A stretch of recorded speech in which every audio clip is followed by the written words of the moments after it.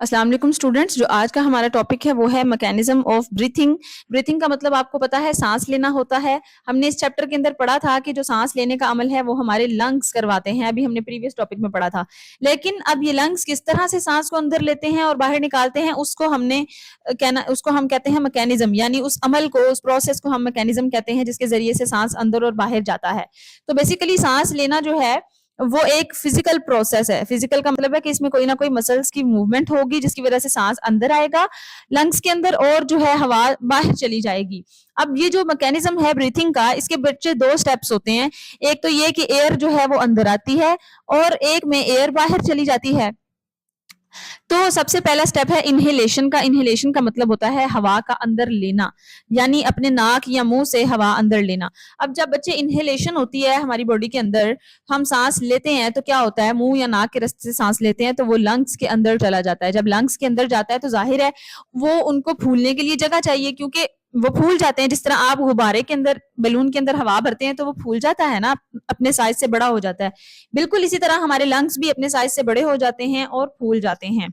जिस तरह से बैलून का वॉल्यूम इंक्रीज कर जाता है, वॉल्यूम का मतलब है कि वो एक स्पेस क्रिएट हो जाती है, वहां पे ज्यादा जगह बन जाती है। इसी तरह लंग्स का वॉल्यूम इंक्रीज कर जाता है इनहेलेशन के अंदर। और बच्चे जो इसके इर्द गिर्द रिब्स लगी हैं यानी पसलियां लगी हैं, उन्होंने भी तो कहीं मूव करना है ना। तो जब लंग्स अपने साइज से बड़े होते हैं तो इन पसलियों को भी पीछे होना पड़ता है, एक्सपैंड करना पड़ता है खुद को, ताकि ये जो लंग्स हैं ये इजीली अपनी जगह बना सकें। तो ये जो रिब्स हैं ये फिर एक्सपैंड कर जाती हैं, अपनी जगह से पीछे हट जाती हैं। और जब लंग्स के अंदर बहुत ज्यादा हवा आती है तो इस डायाफ्राम के ऊपर, यानी इस मसल्स के बैंड के ऊपर बहुत ज्यादा प्रेशर पड़ता है, तो ये कॉन्ट्रैक्ट करता है और जो डायाफ्राम है ये मूव कर जाता है डाउन की तरफ, नीचे की तरफ मूव कर जाता है। अब इससे होता क्या है कि जो वॉल्यूम है वो इंक्रीज होता है तो प्रेशर कम हो जाता है हवा का, और ऑक्सीजन जो है वो इजीली हमारी बॉडी जो है वो ले लेती है। लेकिन एक्सेलेशन के अंदर, उसके बाद जब हमने कार्बन डाइऑक्साइड यानी हवा को अपने बाहर निकालना होता है सांस के रास्ते, तो क्या होता है, अब देखें कोई लंग्स जो है उसके हाथ पांव तो लगे नहीं हुए, उसने मूव करना है यानी उसने रिलैक्स होना है तो हवा ने बाहर निकलनी है। लेकिन वो मूवमेंट होगी कैसे, जब बच्चे हम नाक के जरिए से सांस बाहर निकालने लगते हैं तो ये जो डायाफ्राम है ये रिलैक्स करता है, इसके मसल रिलैक्स करते हैं तो ये ऊपर की जानिब चला जाता है। जब ये ऊपर की जानिब उठता है, जैसा आप डायग्राम में देख सकते हैं, तो लंग्स क्या करते हैं, लंग्स फिर पुश होते हैं, इनको फोर्स लगती है, इनके ऊपर प्रेशर ज्यादा पड़ता है। तो आपने फिजिक्स के अंदर एक फॉर्मूला पढ़ा था कि pressure equals to F is equals to P over A, यानी जो फोर्स है ये प्रेशर के इक्वल होती है और एरिया से इनवर्सली होती है। मतलब जितना ज्यादा एरिया होगा उतनी कम फोर्स होगी, यानी उतना कम होगा प्रेशर। तो यहाँ पर जब प्रेशर होता है यहाँ पर तो एरिया कम हो जाता है। ये डायाफ्राम इसके ऊपर प्रेशर डालता है जब लंग्स के ऊपर, तो लंग्स का एरिया कम हो जाता है, यानी वॉल्यूम कम हो जाता है, उसके अंदर जगह कम हो जाती है, तो वो सांस को बाहर निकाल देता है, पुश आउट कर देता है। बिल्कुल वैसे ही जैसे अगर आप एक बैलून देखें भरा हुआ और उसको आप ऊपर से गिरा ना लगाएं, आप नीचे से उसको दबाएं, जब उसकी जगह कम होगी, अंदर हवा स्पेस कम होगी, तो हवा बाहर को निकलेगी ना। बिल्कुल इसी तरह ये जो डायाफ्राम है ये हमारे लंग्स को पुश करता है। लंग्स के ऊपर जब प्रेशर बढ़ जाता है तो एरिया इसका डिक्रीज कर जाता है, वॉल्यूम कम हो जाता है, जिसकी वजह से हवा फौरन से बाहर निकल जाती है। और ये जो रिब्स हैं, ये जो हमारी पसलियां हैं, इसके साथ जो मसल्स लगे होते हैं ना, इंटरकोस्टल मसल्स, वो भी क्या करते हैं, रिलैक्स कर जाते हैं और ये अपनी इनवर्ड यानी अंदर की तरफ अपनी नॉर्मल जगह पर चली जाती हैं। इस तरह से हमारा एक्सहेलेशन का प्रोसेस यानी सांस को बाहर निकालने का प्रोसेस पूरा होता है। इनहेलेशन को बच्चे दूसरी जुबान में हम इंस्पायरेशन भी कहते हैं, मतलब इसके लिए दूसरा वर्ड इंस्पायरेशन भी यूज होता है। उसके बाद हमारे पास आती है एक्सहेलेशन। अगर एक्सहेलेशन की बात की जाए तो एक्सहेलेशन का मतलब होता है सांस को बाहर निकालना। तो ये वही सारी बात लिखी है जो मैंने आपको बता दी है। अब इसके अंदर अगर ब्रीथिंग को देखें कि कितने परसेंट जो है वो ब्रीथिंग होती है टाइम के लिहाज से, तो नॉर्मली जो है 16 to 20 टाइम्स पर मिनट, यानी ये जो सारा अमल है ब्रीथिंग का, सांस का अंदर आना और बाहर आना, ये 16 से 20 बार होता है नॉर्मल कंडीशंस में, जब हम रेस्ट कर रहे होते हैं या हम नॉर्मली बैठे होते हैं। लेकिन जब हम कोई भी एक्सरसाइज कर रहे हैं या हार्ड काम कर रहे हैं, बहुत ज्यादा हमारे मसल्स को ऑक्सीजन चाहिए, तो वहां पर बहुत ज्यादा सेलुलर रेस्पिरेशन होती है। तो जितनी ज्यादा हमारे सेल्स के अंदर, मसल्स के अंदर सेलुलर रेस्पिरेशन होती है, उतनी ज्यादा कार्बन डाइऑक्साइड बनती है। अब जाहिर है जितनी कार्बन डाइऑक्साइड बनेगी उसको फौरन फौरन से हमें बाहर निकालना होगा। तो हमारे ब्रेन के अंदर रेस्पिरेटरी सेंटर ना इस चीज को डिटेक्ट कर लेता है, उसको पता चल जाता है कि कार्बन डाइऑक्साइड बहुत ज्यादा है और इसको बॉडी से बाहर निकालना है जल्दी जल्दी। तो वो क्या करता है, रिब्स के मसल को मैसेज भेजता है और डायाफ्राम को मैसेज भेजता है कि अपनी स्पीड बढ़ा दो। तो रिब्स के मसल्स की कॉन्ट्रैक्शन और रिलैक्सेशन और जो हमारा डायाफ्राम है उसकी मूवमेंट तेज हो जाती है, जिसकी वजह से हमारी स्पीड क्या होती है, ब्रीथिंग की, वो तेज हो जाती है। और इन हार्ड वर्क और एक्सरसाइज के दौरान 30 से 40 टाइम्स पर मिनट हो जाती है, यानी कि डबल हो जाती है। नॉर्मल कंडीशन में 16 से 20 मरतबा और ड्यूरिंग द हार्ड एक्सरसाइज 30 से 40 टाइम्स पर मिनट। अब यहाँ पर कुछ बताया गया है, composition of inhaled and exhaled air.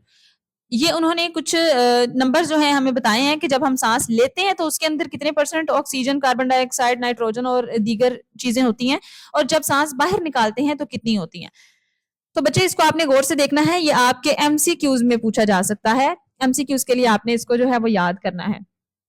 अगर ऑक्सीजन की परसेंटेज देखी जाए इंस्पायर्ड एयर में, यानी अंदर जाने वाली हवा में, तो वो ज्यादा होती है, इंक्रीज होती है, क्योंकि हमारी बॉडी को ऑक्सीजन चाहिए होती है। तो जब हमारी बॉडी ऑक्सीजन ले लेती है तो उसके बाद थोड़ी ऑक्सीजन जो रह जाती है, जो नहीं चाहिए, वो फिर 16% जो है एक्सपायर्ड एयर के साथ बाहर आ जाती है। इसके अलावा कार्बन डाइऑक्साइड आपको पता है वैसे तो हमारी बॉडी को नहीं चाहिए, लेकिन थोड़ी बहुत जो इन्वायरमेंट में होती है, हवा में होती है, वो हमारे अंदर चली जाती है, जो ना होने के बराबर होती है 0.04%।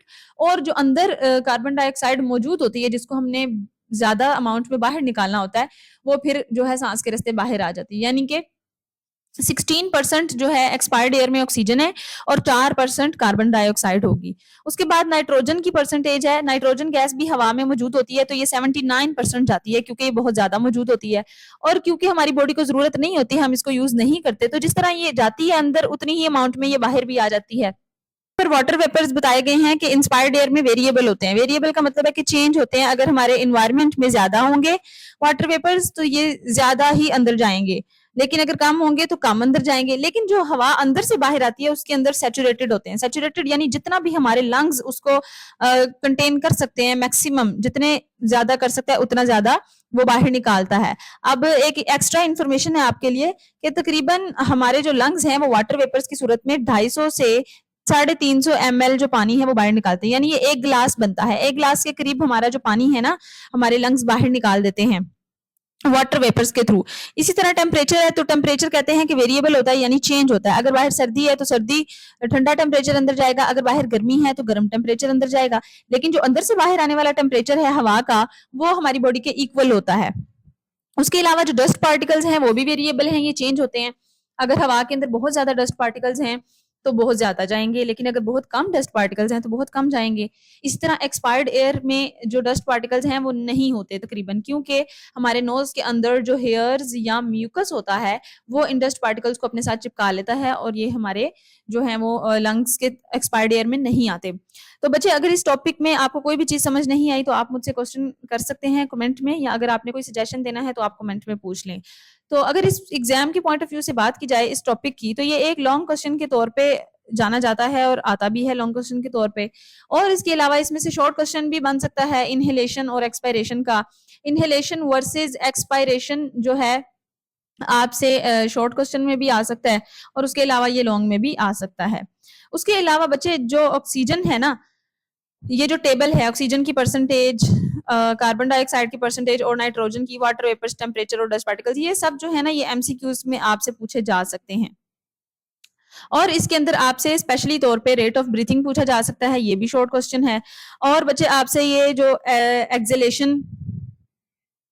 एक्सेलेशन का टॉपिक अलग से पूछा जा सकता है। आपसे पूछा जाता है कि एक्सेलेशन में इंटरकोस्टल मसल्स जो हैं वो रिलैक्स करते हैं या कॉन्ट्रैक्ट करते हैं, तो ये एक एमसीक्यूज भी है, तो आपने ये बताना है जैसे मैं आपको ऊपर बता के अभी आई हूँ। और इनहेलेशन में इंटरकोस्टल मसल्स जो हैं ये कॉन्ट्रैक्ट करते हैं या ये रिलैक्स करते हैं, ये भी एक एमसीक्यूज है। और जो इनकी मूवमेंट्स है अपवर्ड या आउटवर्ड या इनवर्ड, ये भी आपने सारी याद रखनी है। और वॉल्यूम इंक्रीज करता है या डिक्रीज करता है, और जो प्रेशर है वो कम होता है या ज्यादा होता है, ये आप लोगों ने याद रखना है। अब यहाँ पर ये एक्स्ट्रा इन्फॉर्मेशन दी है कि we lose half a litre of water a day through breathing. तकरीबन जो है ना हाफ लीटर यानी 500 ml के करीब बनता है। ये कोई एग्जैक्ट अमाउंट नहीं है, लेकिन एक एक्स्ट्रा इन्फॉर्मेशन के तौर पे आपको मिसाल दी गई है। This is the water vapour we see when we breathe on to the glass. कहता है कि ये वो वाले वाटर वेपर्स होते हैं जब हम शीशे के ऊपर सांस लेते हैं तो उसके ऊपर नमी आ जाती है ना, तो बिल्कुल वैसे ही हमारी हवा के अंदर इसी तरह से नमी जो है वो पाई जाती है।